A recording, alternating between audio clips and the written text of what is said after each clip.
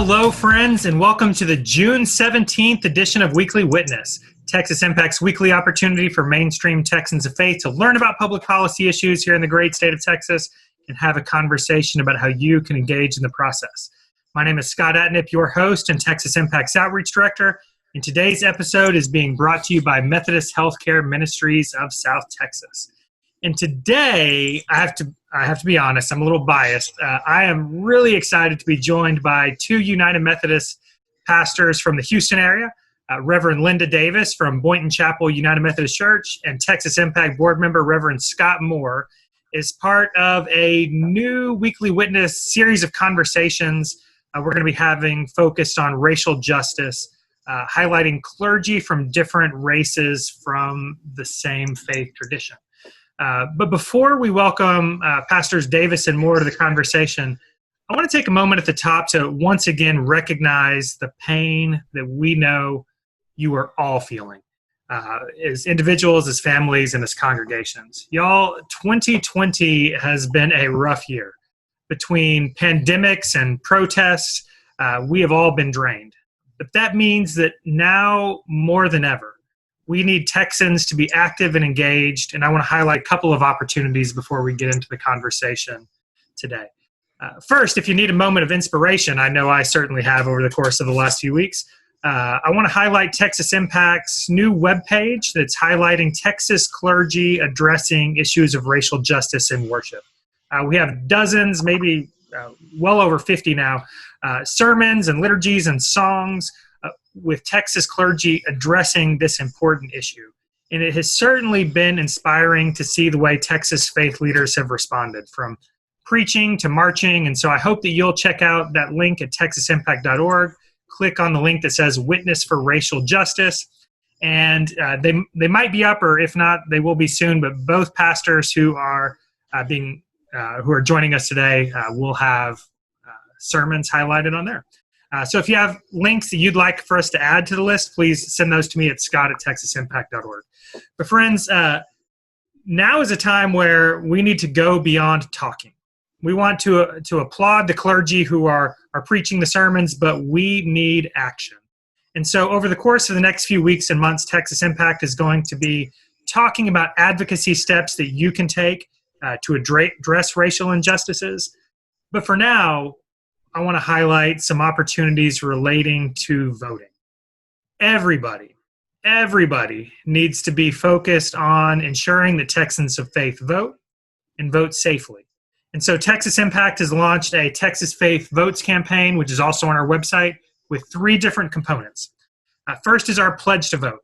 We are encouraging Texans of faith to pledge to vote for candidates who prioritize health, climate, immigration, and non-discrimination.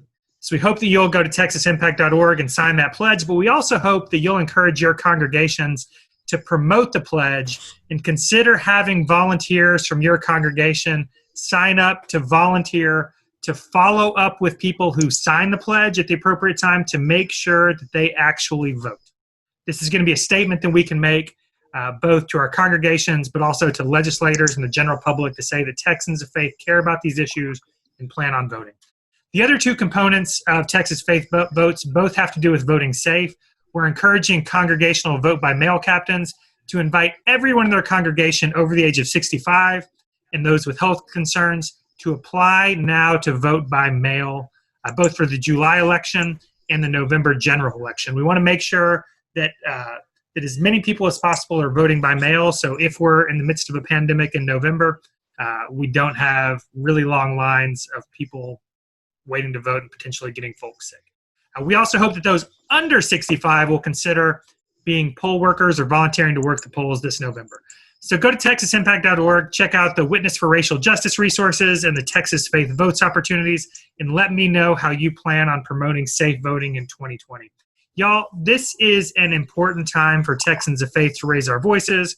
Our communities need you active and engaged, speaking out for justice and working to bring it about through advocacy and at the ballot box.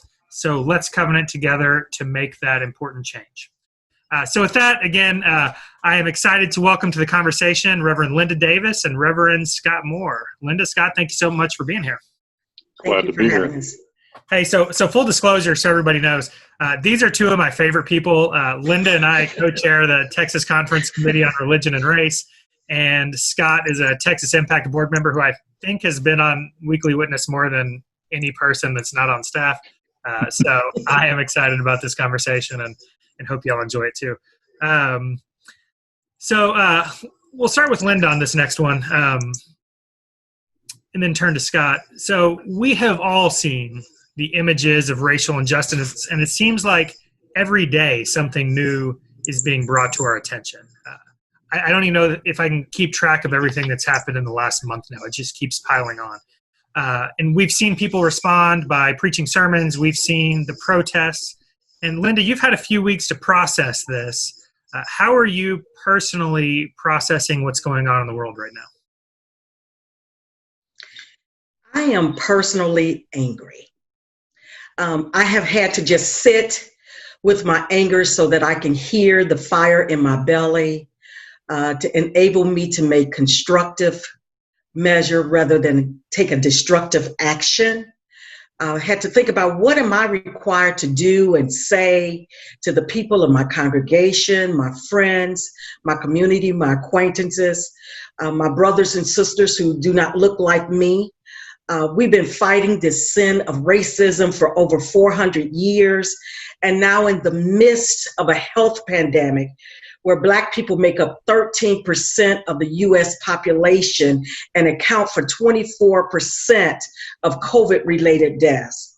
And then we have the image of George Floyd pleading for his life with his face smashed to the street and calling for his mom and saying, "I can't breathe," while a white officer has his knee on his neck. Then we have decorated African-American EMT Breonna Taylor shot to death while sleeping in her bed. And then Ahmaud Arbery, who was hunted and that the drivers used their trucks to pin him down, and he was shot to death while jogging while Black. And just recently, this past weekend, we had Rashard Brooks, who was shot in the back while running away from the police after he had fallen asleep in his car at a Wendy's, and it turned into a confrontation. And for me, it is just too much. No regard for Black life. I heard the Reverend Dr. Jacqueline J. Lewis of Middle Collegiate Church in New York City say, when we say Black Lives Matter, what we mean is to create a nation and a globe in which the darkest of us, the most disenfranchised of us, the most despised of us are centered and celebrated as children of the Holy One, created in God's image, beautiful and fabulous. And when we do this, we will be able to heal this land of the isms that kill us. So it is just so overwhelming, so hurtful. My heart hurts. And it's just so much right now to process in the midst of this dual pandemic of COVID-19 and now systemic racism. Thanks. Now, your church, correct me if I'm wrong, your church is in the neighborhood where George Floyd grew up. Do I remember that right? That's correct. My church, I am in the historic 3rd Ward of Greater Houston, which is about a mile from where he grew up and about a half a mile from Jack Yates High School, where he attended high school. So there's a lot going on in the community. We've had the opportunity to attend the candlelight service that was held in his honor last week. And also there's been all kind of murals and going up in the neighborhood in honor of him, and not just him, but Black Lives Matter and others who have been victims of racial injustice. So there's a lot going on in the community, but it's a community where there is unity. It's a community where you definitely feel the family atmosphere of what's going on. And they look out for each other, not just in this instance, but in so many other aspects of the community as we look at the food insecurity, as we look at healthcare matters, affordable housing, and job and economic development. Thanks. Hey, Scott, I'll bring you into the conversation, Reverend Scott Moore, not to be confused with me. So How are you processing all of this so far? So, I think my gut reaction of anger is very similar but different from Linda's. I've shared on previous times when I've appeared on Weekly Witness my experience as a former law enforcement officer, and what drove me out of the profession was systemic racism that I saw within the system. When I saw not just individual officers, but an entire criminal justice system that was geared for a certain group and against a certain group. And I've spent my time over these last few weeks, I guess the best expression of my anger has been, I told you so. Where the Black community has been voicing this anger for over 400 years, like Linda said. I voiced it 20 years ago within the system, and nobody wanted to listen to me. Nobody wanted to believe my perspective of what I experienced within, working within the criminal justice system. But I guess kind of my tangible response to it, other than just my guttural response, has been to not let the conversation die amongst my white friends and my white colleagues when they start saying things like, I'm so tired of seeing this news coverage, or I wish they would move on to something else. I immediately step in and say, no, we need more coverage of this. We need to keep talking about this. We can't just let a 24-hour news cycle die out and stop talking about this and hope it'll just go away. We do that with so many issues in society. There will be a school shooting, and for a week or two, that's all anybody wants to talk about. And then we quit talking about it. And lo and behold, a few months later, there's another school shooting, and the problem comes right back around. So I've kind of seen part of my role in this to sit back and shut up and listen, to not try to offer solutions at this point, but to listen to the voices that are crying out louder than mine, and learn how I can be of the most assistance, but just to keep the conversation going when people want to drop it.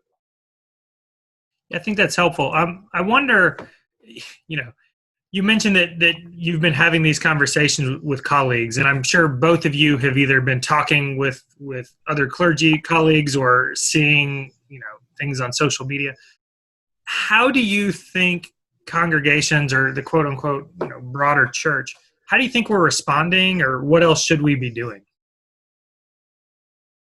Well, I believe that in this dual pandemic of COVID-19 and the rise of systemic racism, I believe that some people of faith have joined protests against racial injustice and police brutality across the United States. There were calls for white Christians to lament and to repent of racism. And there was encouragement for Black Americans amid continuing headlines about the killings of George Floyd, Breonna Taylor, Ahmaud Arbery, Rashard Brooks, and so many others. People of color are calling for justice. And I am just reminded of a passage of a word that I heard in the Dr. Martin Luther King speech of 1963, his I Have a Dream speech, where he talks about now is the time to make the promises of democracy. Now is the time to rise from the dark and desolate valley of segregation to the sunlight path of racial justice. He says, now is the time to open the doors of opportunity to all of God's children. Now is the time to lift our nation from the quicksands of racial injustice to the solid rock of brotherhood. He further went on and stated that now is the time to make justice a reality for all of God's children. And he says that it would be fatal for the nation to overlook the urgency of this moment. And that same quote from his 1963 speech, I Have a Dream, of Dr. Martin Luther King, still is relevant today, right now, in the time span that we in. So when I think about the urgency of America, and I look at the pain and the protests and the pandemics that we are experiencing as a country because of all of this senseless deaths, Now is the time.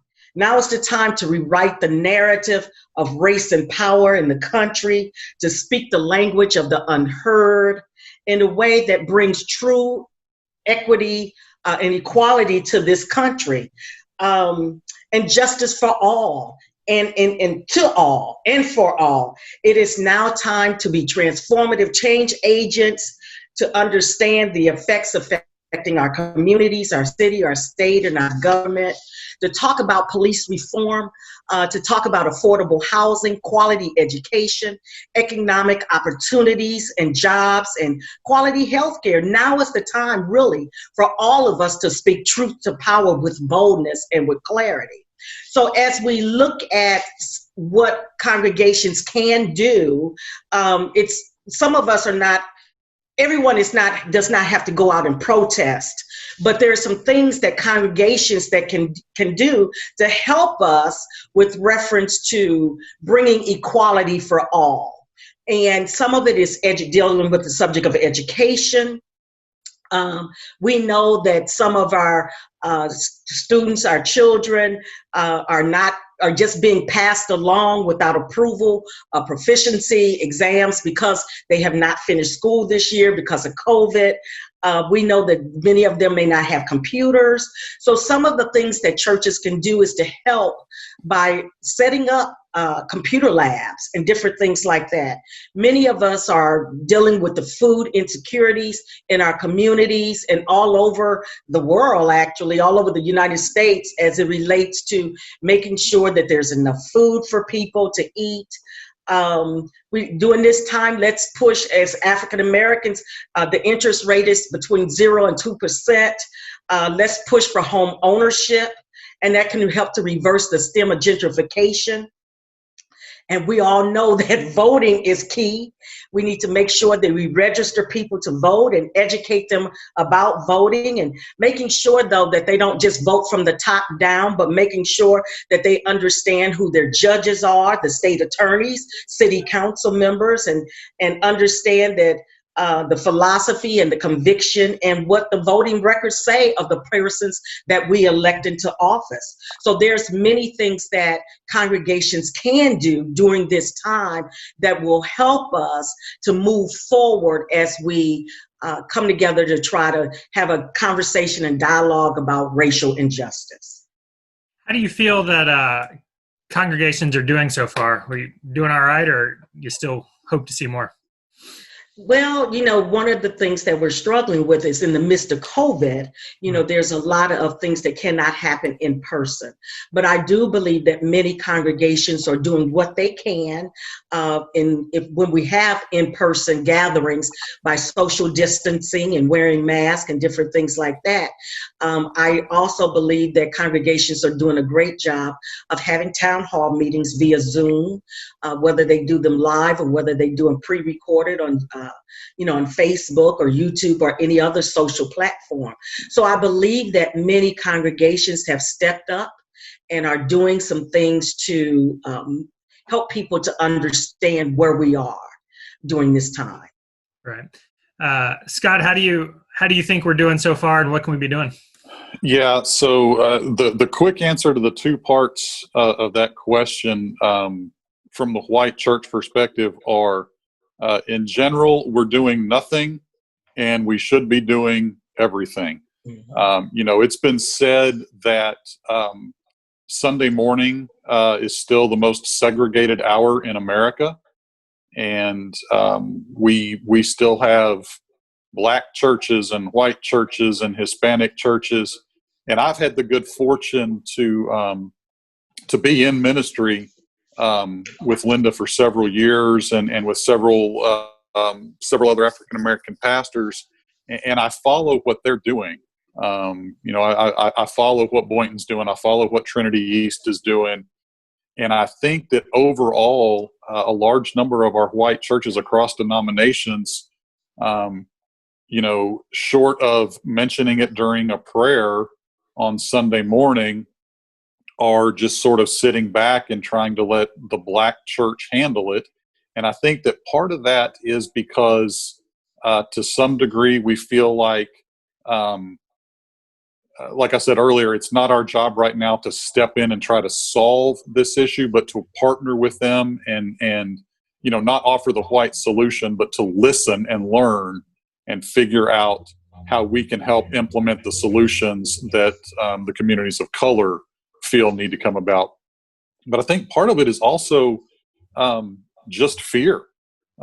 We have a lot of pastors who don't want to preach on anything controversial on Sunday morning because they might make a board chairman or a large giver or a bishop or a whoever mad. And so, they'll, like I said, they'll mention it during a prayer and, oh, dear Lord, please bring healing to our nation. And then they'll turn around and preach something safe and warm and fuzzy. And not want to get deep into the weeds and get their hands dirty. I think that churches of whatever the predominant racial makeup of the church is, churches need to be addressing this from a theological perspective. I mean, yes, there's over 400 years of historical reality. There's sociological realities. There's all these things. But there's also a theological component to all of this that I think the white church in particular is missing a great opportunity, a great teaching moment to help people learn to apply theological reflection to their current reality. And I think that a lot more people need to be diving deeper into the Bible and into Scripture and into theological reflection and look at this from that perspective, not from the sociological or historical perspectives, which absolutely are vital and important. But if the church isn't going to be doing theological reflection on this, who is? Now you're stepping on a lot of toes. I think that is an important part. But the part I want to dig into a little bit is you talked about that white churches need to do a much better job of listening to people of color and allowing them to lead in this moment. But what advice do both of you have on how we can make that listening component work? So you have to ask the questions. You have to be brave enough to ask the questions and to actively engage in that conversation. Interestingly, this is the second time this week I've had a video conversation about this. A coworker of mine, just casual water cooler conversation. We got to talking about some of these issues, and he was like, "Can I possibly sit down and video us redoing this conversation?" He's a black man. He said, because most black people don't get to have these conversations with white people. And so I think it takes actively reaching out to the black community and saying, I acknowledge my white privilege. I want to be your sister. I want to be your brother. But I have absolutely no idea what the black experience in America is like as a white man. I tell people all the time, I can read and love and just devour the writings of Maya Angelou, but I have absolutely no idea what it's like to be a black woman in America. But I can have conversations with Linda. I can have conversations with black church leaders. I can have conversations with African-American coworkers and colleagues, and just actively ask the questions and say, if my questions are stupid or ignorant or offensive, please forgive me. I don't mean for them to be, but I want to learn and I want to be a better person, and I want to partner with you to make this world a better place. Linda, any advice you'd give to listeners? Well, yeah, for me, I was just telling you that I looked at the Republican conversation on their police reform, and their first thing it said was, "We hear you." I've heard that said so many times by my white friends, and I'm wondering, do you really hear me? Do you really want to understand the pain of the African American, the black race? Do you really want to learn? And do you really want to listen? And if you do listen, are you going to take that conversation that you've heard and try to understand our pain and how you can help in helping your other friends and family members to understand the pain. So it's important to me that I'm like Scott. No one who claims to speak for God can be silent in this moment. I don't care what race or ethnicity you are. You have to speak to this moment. So it's important for us to understand that racism is a condition of the heart, and the heart of humanity must change. Until the heart of humanity changes, and the world is not going to change. So, and we began by changing that heart of humanity by understanding how God created us. So, and I know that we have many different approaches. Our thought processes are maybe different, but we need to speak up and speak out, because our silence is heard too often during times like these. So it's important for me to continue. This is a great conversation for me to have this conversation with my white colleagues, my white friends, and be able to hear what Scott just said about understanding the pain of someone who's African American, because we experience it every day. So it's definitely important for us to have this conversation. So, Linda, you brought up the piece of legislation that Republicans in Congress are pushing. So we are, Texas Impact is a policy organization, and conversations are important and sermons are important, but part of the response to systemic racism has to be a change in public policy. And we have a lot of folks right now trying to figure out what legislative changes need to happen to address many issues relating to systemic racism. So along those lines, Linda, where would you start? Well, back in November and February, in the Third Ward community, we partnered with the U.S. Department of Justice and the Houston Police Department South Central Command, and a diverse group of community leaders, ministerial leaders, and city officials to identify and analyze issues impacting the Third Ward community, if you will. And we developed a list of questions to talk about public safety issues and to improve community relationships. Because one of the things that we find in the African American community, because of everything that's going on, the lack of trust for police and the lack of trust to have conversation or dialogue with the police. So this was a very wonderful opportunity for us to come together and talk about some questions that we had. And some of the guiding questions was, what drives our perception of the way we think of each other? How does the police think of the African Americans that in the community that they're called to serve and protect, and how we think of the police that are called to. And then some of the other questions were, what are the elements that make up the idea of police community partnership? And what problems or barriers are impacting the elements that make up ideal police community partnership between, specifically, we were dealing with the Houston HPD and the South Central Command and the community. And after that, we had this conversation, and there was probably about 100 different people that were there over the 2 visits meeting that talked about that we need to determine and decide on implementing an advisory board that will be able to help us to address some of these issues and talk to each other. And this is a part of that national conversation that we all need to have, beginning in our own communities all the way up to the U.S. Government. So law needs to be passed to ban chokeholds as a strategy of restraint.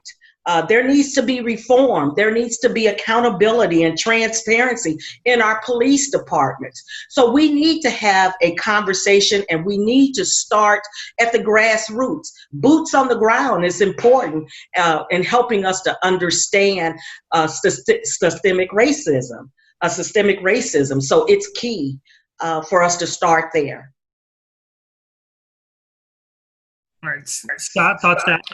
Yeah, so I think it's really interesting that Linda's first suggestion had to do with the police, because that's where I went first as well. I've mentioned several times my background in law enforcement, and I still have a law enforcement license, a peace officer license in the state of Texas. And just over the last couple of weeks, I've been going back and doing some training and getting my training hours caught back up. And in the state of Texas, every peace officer is required during every 4-year training cycle to take cultural diversity training. And it's an 8-hour training, and it is woefully inadequate. I mean, it is just an absolute joke. Number one, to me, it's a slap in the face to non-white cultures to think that 8 hours every 4 years is sufficient for a police officer to understand different cultures. Sit in a classroom for 8 hours and then you're good to go for the next 4 years. But the actual curriculum itself it's woefully inadequate. I'll just leave it at that.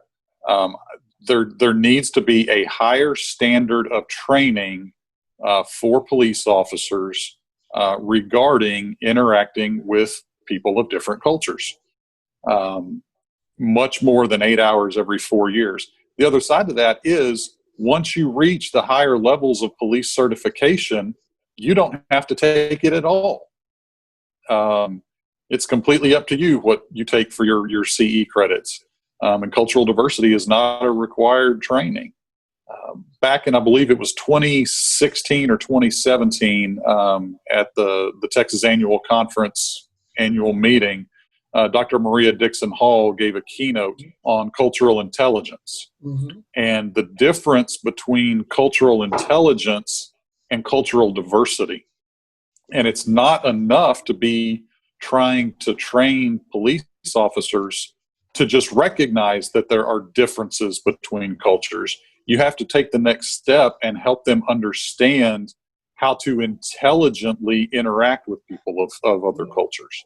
So that's where I would start on a policy perspective, is require something way beyond 8 hours of cultural diversity training to, 40 hours or 80 hours of cultural intelligence conversations about how to live and act professionally in a multicultural setting.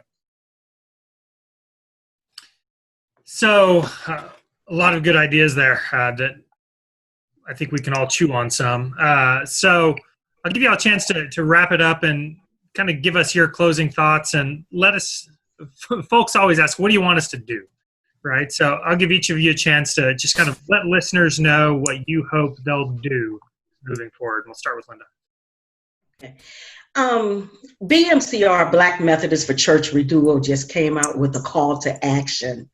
And I really stand by the call to action that they presented to us. And they were saying, lobby with your mayors, your county supervisors, and police commissioners to appoint a permanent office of independent counsel who will be in charge with the duty of investigating police shootings and misconduct, with such findings to be made public and adjudicated as all other crimes are adjudicated within the criminal and civil court systems. Of course, there is the voter registration drives and virtual candidate forums to disrupt and further understand how the enemies of equity and righteousness rooted in love is espoused by Jesus Christ is being propped up all around this country, in the service of an economy that does not serve the people of poor and sick. pray for and support the young youth and young adults in our communities who are leading political actions both within and beyond the church. If you've read recently, there was a group of teenagers from Nashville they were ages 14 to 16, that put together a peaceful protest because they are tired and they're scared and they don't know what's going to happen. And they really feel like they're actually too young to be having these conversations, but they're being taught by their parents now, this is how you act and this is how you respond if you are stopped by the police. My 14-year-old cousin in Louisiana, in New Orleans, Louisiana, did a wonderful piece on how she feels. But to the fact that her parents were a little afraid for her to post it on YouTube or to send it out on Facebook because were afraid for her safety. But I just believe that we need to make sure that we're going to support those young people because they are a part of the movement. They are the movement. They are the ones that are going to make the change that occurred with reference to the Civil Rights Act of 1964, where we dealt with race discrimination and housing and voting rights. You know, they're the ones now that's going to be really pushing that we do something different because they do not want to live in a society that does not value them.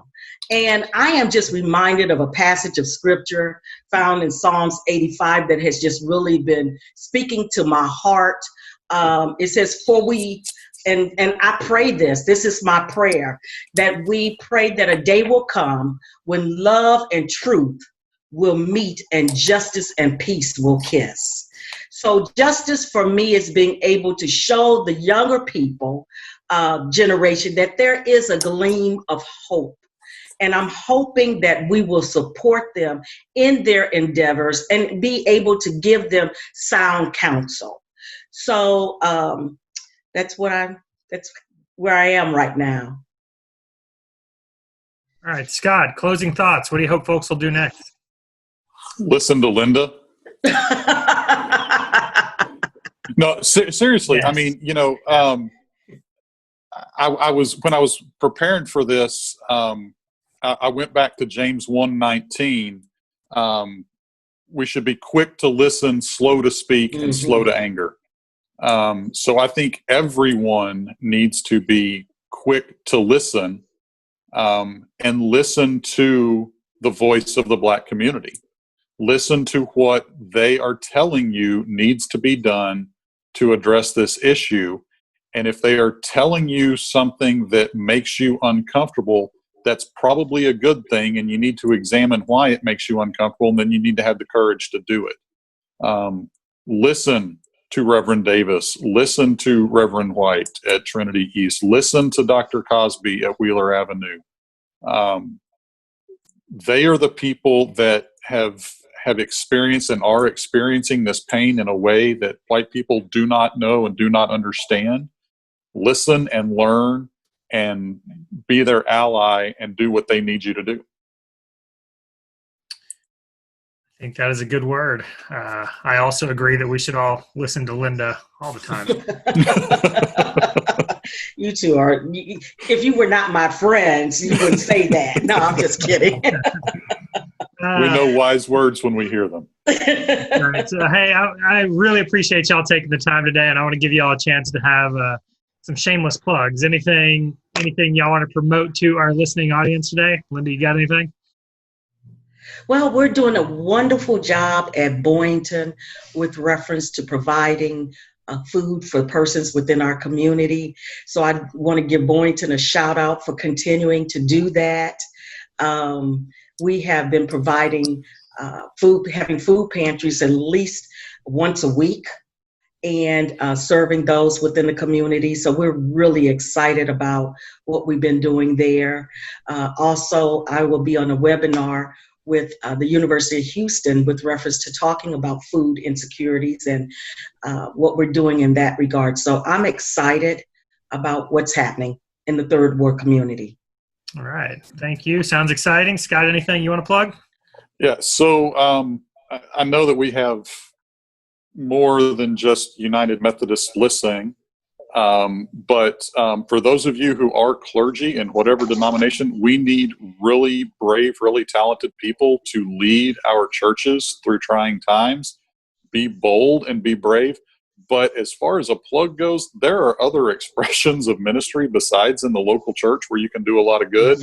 And I have had the opportunity in the last 6 months to step outside the local church and be in extension ministry and basically be a Christian voice in the rest of the world outside the walls of the church. And it has been very freeing and very liberating. So for those of you that are in churches, God bless you. Be bold, be brave. For those of you that are called to ministry outside, man, take that step and spread the gospel outside the walls of the church.